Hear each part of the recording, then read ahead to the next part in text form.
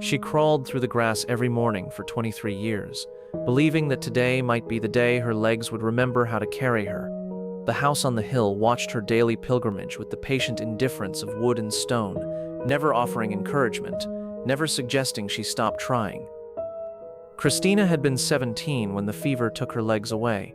Polio, the doctors called it, speaking the word like a death sentence wrapped in medical terminology. They explained the paralysis with charts and diagrams, their voices carefully neutral as they described a future confined to wheelchairs and dependency. But Christina heard something different in their clinical explanations. She heard challenge, not verdict. The first morning, she dragged herself from the house to the middle of the field. Her arms shook with unfamiliar effort, and her dress caught on every stone, every root, every imperfection in the earth that had never mattered when she could walk above it. The distance seemed impossibly vast, though it measured barely 50 yards. She collapsed halfway, breathing hard against the summer grass, and wondered if this was what determination felt like, or if it was simply another name for stubbornness.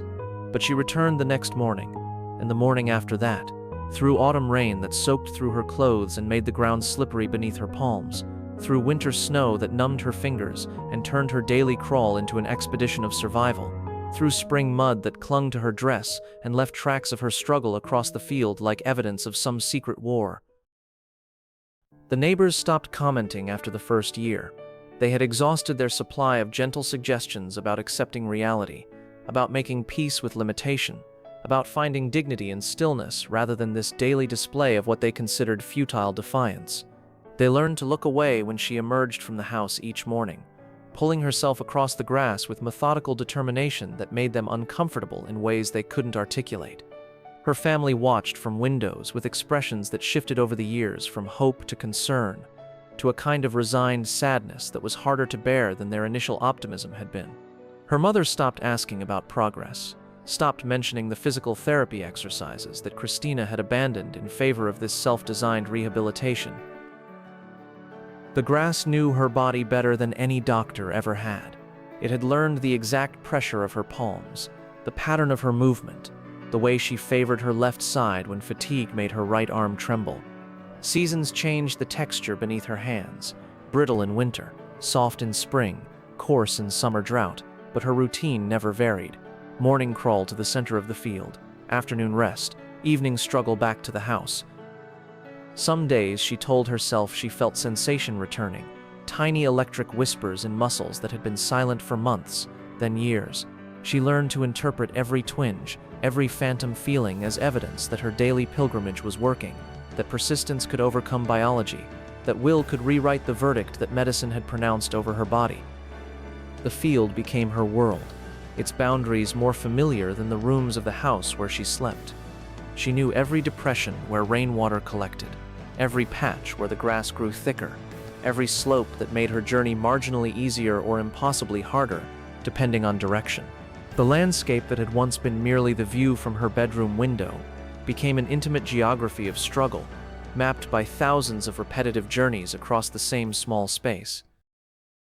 Years blurred into each other, marked not by calendars but by subtle changes in her body that had nothing to do with the recovery she sought. Her arms grew stronger while her legs grew weaker, muscle memory fading from disuse, even as she fought to revive it. She began to understand that hope could be its own kind of prison, that the daily ritual of crawling toward an impossible goal had become less about healing and more about the fear of admitting that healing might never come. But understanding and accepting were different territories entirely, and she remained trapped in the space between knowing and surrendering, crawling through grass that grew over the graves of countless abandoned dreams. The dress she wore for these daily expeditions faded from pink to the color of dust and determination, its fabric thin from years of dragging across rough ground. She had worn it that first morning because it was her favorite, because she wanted to look pretty when she proved the doctors wrong. People driving past in their automobiles sometimes slowed to stare at the figure in the field, wondering what compelled a grown woman to crawl through grass when the house clearly contained a wheelchair. They created their own explanations: mental illness, religious penance, artistic eccentricity, never guessing that they were witnessing the slow-motion collapse of a dream that had sustained itself purely through repetition long after reason had departed. The irony was not lost on her that the very act of crawling had become the thing she did best, her body adapting to movement it had never been meant to perfect.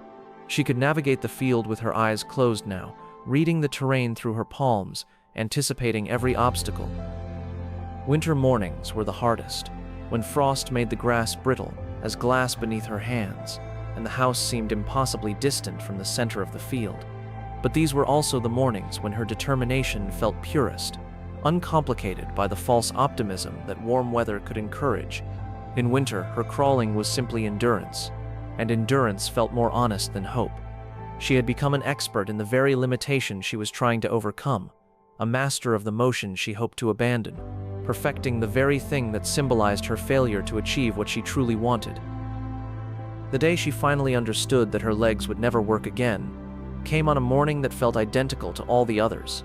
She was halfway across the field, arms moving in their familiar rhythm, when she realized she could no longer remember what walking had felt like. The sensation was gone so completely that she wondered if she had ever really possessed it, or if the memory of mobility was just another story she had told herself to make the crawling bearable.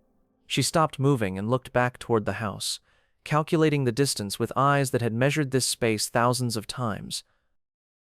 The building sat on its hill like a destination she had been approaching for 23 years without ever actually reaching, always the same distance away, no matter how many times she made the journey.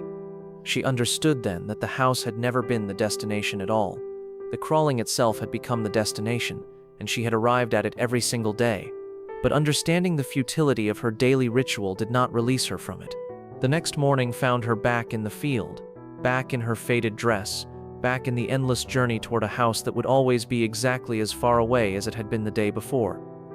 Some habits become stronger than the hopes that created them, and some forms of devotion survive the death of their original purpose.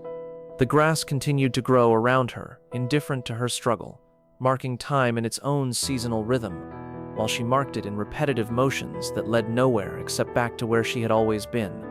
She had become part of the landscape now, as permanent and fixed as the hills that surrounded the field, as inevitable as the house that watched her crawl through every season of surrender, disguised as perseverance. Visitors who came to the house would sometimes catch glimpses of her through the windows. This woman who had made failure into a form of devotion, persistence into a prayer that no god seemed inclined to answer. They would ask polite questions about her condition, her prognosis, her treatment, never understanding that the crawling had become both the question and the answer, both the disease and the cure that would never come. Her daily ritual had transformed from rehabilitation into something approaching religious observance, a faith practiced in the absence of any deity willing to grant miracles. The painting that would eventually capture her would show only a single moment of this endless repetition, freezing her in the eternal act of reaching toward what could never be reached. But those who looked at the image would see yearning where she had learned to see, simply the next movement in a sequence that had no end, hope where she had found only the mechanical continuation of motion that had outlived its meaning. They would never know that the woman in the grass had spent decades learning the difference between persistence and surrender, and had chosen to inhabit the space between them until the distinction no longer mattered.